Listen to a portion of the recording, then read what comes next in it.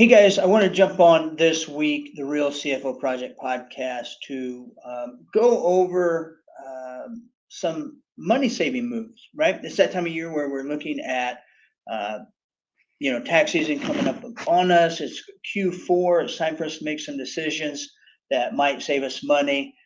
So just to draw attention, I wore a funny hat today, but I'm really serious about some simple things that I see most entrepreneurs need to do. And I'd be interested in hearing your thoughts in the comments and stuff as we move forward uh, through this. But I find that most entrepreneurs and business owners, we are um, often reacting when it comes to the financial side of our business, right? We always kind of look at that top line, right? If we're struggling, it's always maybe we have a revenue problem, right?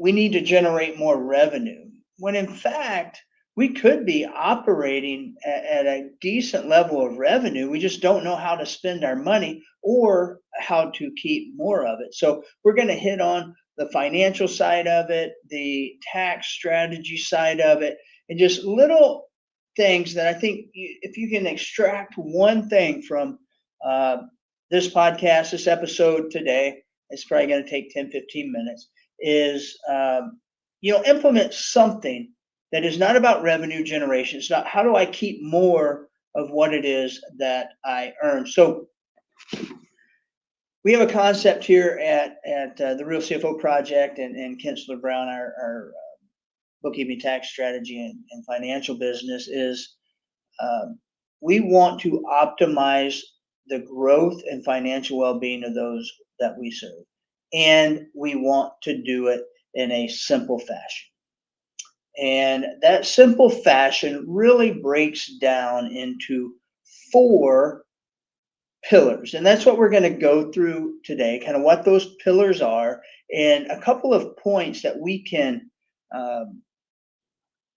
points or actions that we can take, to save money in those different pillars and what you can do. And the first one, the first pillar that we see, it's kind of an overview, as we see as the first pillar to financial management is a good solid accounting system and set of books, right? If you don't have a set of books or accounting system, you're going to be all over the place. So that's number one. Pillar one, the foundation is bookkeeping, accounting position.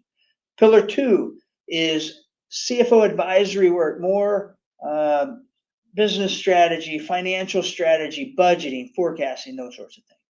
Then we move over to pillar three. Pillar three is tax planning and strategy, right? Making sure that we implement tax planning and strategy before the end of the year so we can take advantage of certain things. And then finally is the compliance piece.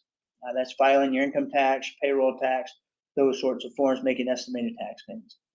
You get it. So we're going to go through each of those very kind of fairly quickly and highlight a couple areas and why we feel like those areas in those separate pillars will save you money. So bookkeeping. One area, if you don't have a bookkeeping system, or if you do and you don't actively monitor it and make sure it's right, or maybe your bookkeeper, or maybe it's your spouse, maybe it's your mom, maybe it's your aunt, grandma, somebody's keeping your books, reconciling your accounts. Let's say you have that. They don't know exactly where things are supposed to go, so they might put it here 1 month, put it here 1 month. You run into the risk of having maybe deposits reporting as income when they're really not. Or you have expenses that aren't properly categorized. Maybe they're treated as personal expenses rather than showing up on your P&L. So one area where you can say, I'll give you an example, real life story. We're doing a tax return. It's just a few weeks ago. Somebody came to us. Their current CPA couldn't get their return done on time. They're kind of scrambling, looking for somebody who said, "Hey, we can help. Let me take a look at the information." And as we're doing that, we get access to their QuickBooks file, and we're going down through the general ledger and we're identifying some things, and we do comparative side by side to see if that gives us any information to see things might be off. We found a $50,000 loan that they had received earlier in the year that had been booked as sales. Why? Because it was a deposit, and deposits go as sales, or so the person doing it thought. Or the rule was set in their accounting software that automatically puts deposits into sales. Well, they're in about the 20% effective tax rate, so that $50,000 entry, or reporting that 50,000 in sales, would have cost them $10,000. So reviewing having a system in place and a method at which you take weekly, biweekly, monthly, and review your general ledger and see where stuff is posting and what it is, that can save you money. Expenses. We saw a large expense that somebody had reimbursed themselves personally for, right, as distributions. It had been coded as distributions because it was a payment from the business to the shareholder. Why did you? Because it wasn't normal. I mean, it was a one-time deal. So what was that? Well, I bought this piece of equipment. It was $15,000. I had to finance it through my personal thing, but it's a business asset. So we had to get the business asset on the books, the loan to the shareholder on the books, the payback, and that distribution was not a distribution to owner. It was a payback of a loan, right? Or and then that impacts basis. That now allows, we know we got this asset that now we can depreciate. And in 2025, it's 100% bonus depreciation. So anyway, good sets of books catch overcharges, they catch misreported income. It just overall helps you save money from business. We're not going to even dive into what a good set of books does in terms of getting financing and stuff. We'll go over that a little bit more in the next pillar. So that's a good segue. Pillar 2 is more CFO strategy. Now, I want to preface this. Fractional CFO, that's a wide bucket, right? It's a term that's used too much because I work with businesses from the area of about 250,000 in revenue to about 5 million. That's our sweet spot. And there's some variation in between depending on industry. We have some at 15, $20 million, some less than that. But the majority of our businesses that we work with typically are more around the area of 500 to 5 million, 500,000 to 5 million. So with those businesses, having a good reporting system is paramount, but now we have to move that kind of to the next level. And now we start implementing budgeting, forecasting, things like that, looking at our 3-month, 6-month, 9-month, 12-month cash flow trends. What's our budget? And I guarantee ways to save money. You've probably heard the expression, if you write it down, you're 90% more apt to do it. The same holds true with the budget. It's like writing it down. This is my goal. This is where I expect to be, right? And we build it out month by month by month. And it might not be 100% right, but where you're off, you can go back and adjust and say why. Was it off reasonably, or did I just blow the budget on that deal? So budgeting helps you save money by mentally instilling in your mind, hey, I've got certain numbers I got to hit.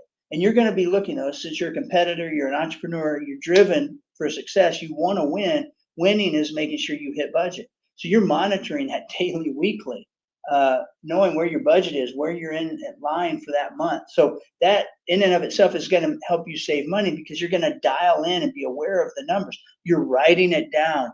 You're visibly seeing it. The picture's being painted, and you're going to be able to extract from that and say, I need to quit spending here, or I need to spend more here because it's driving revenue and I'm not spending enough.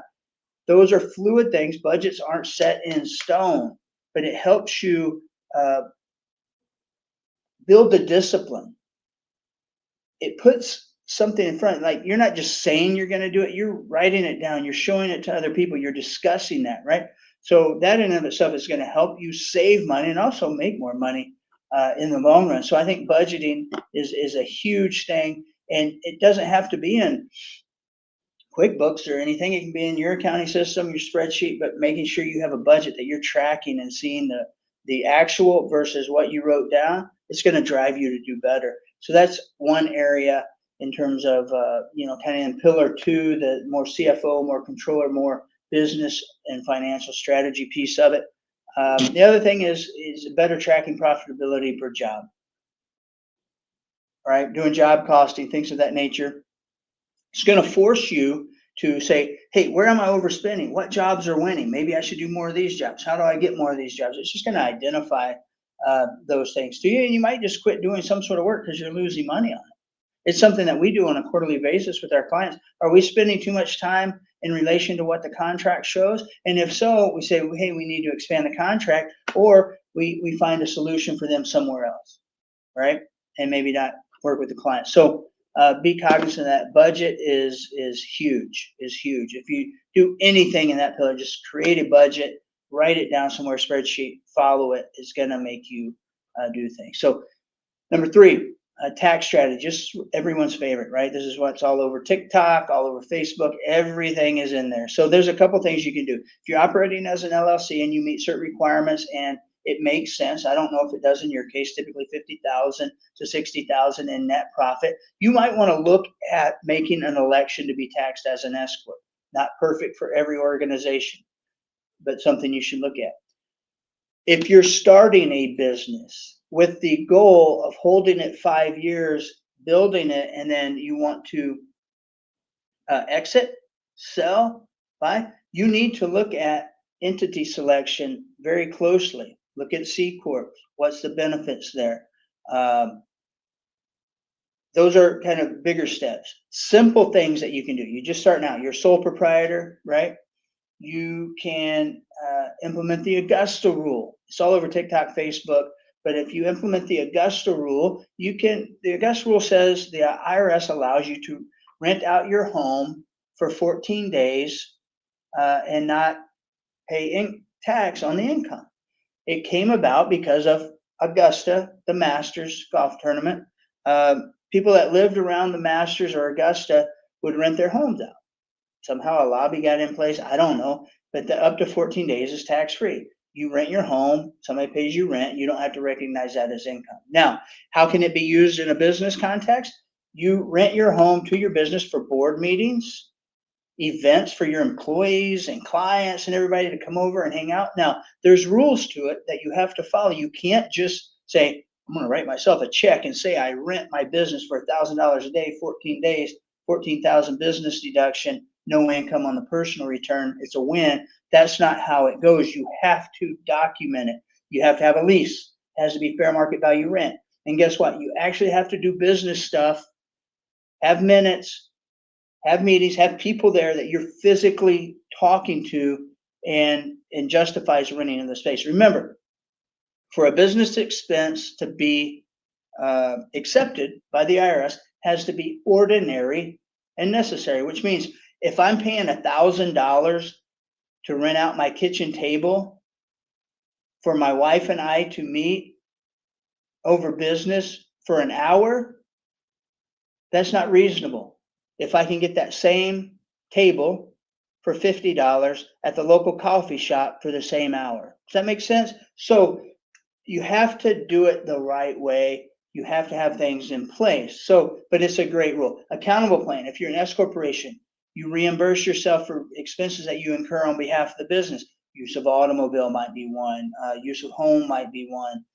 There's various things that, again, has to be documented, has to be ordinary and necessary. It can't just be made up and a check written to you. So that's a couple of strategies there. And of course, retirement deferral is one. There's R&D tax credits, work opportunity tax credits, a lot of other things you can look at. But those are things that you need to be considering at minimum. S corp election, Augusta rule, accountable plan, if you haven't already. And then finally, compliance. Everybody's like, well, I give my guy my tax return and he files it. What's compliance got to do with it? Well, compliance is paying estimated taxes. If you're profitable, the IRS expects you to pay your taxes throughout the year as you go. So if you're making $100,000 profit or have $100,000 in taxable income at the end of the year and you haven't paid any tax, there's going to be penalties because they expected to receive that, at least 90% of it, in estimated fashion, right? There's various rules that go into it, but you need to know what you need to pay quarterly. If it's nothing, great, you don't pay anything. But if it is, you need to at least know and be aware of what that is so you can pay it or choose not to. But I've seen penalties for failure to pay upwards of $20,000 because somebody owed $300,000, $400,000 at the end of the year, but they never paid along the way.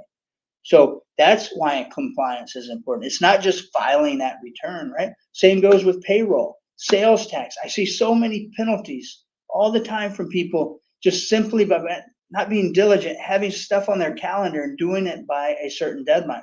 I'm a big fan of signing up with the experts. So most of our clients that are on payroll, we will set them up with QuickBooks or Gusto. It's automatic.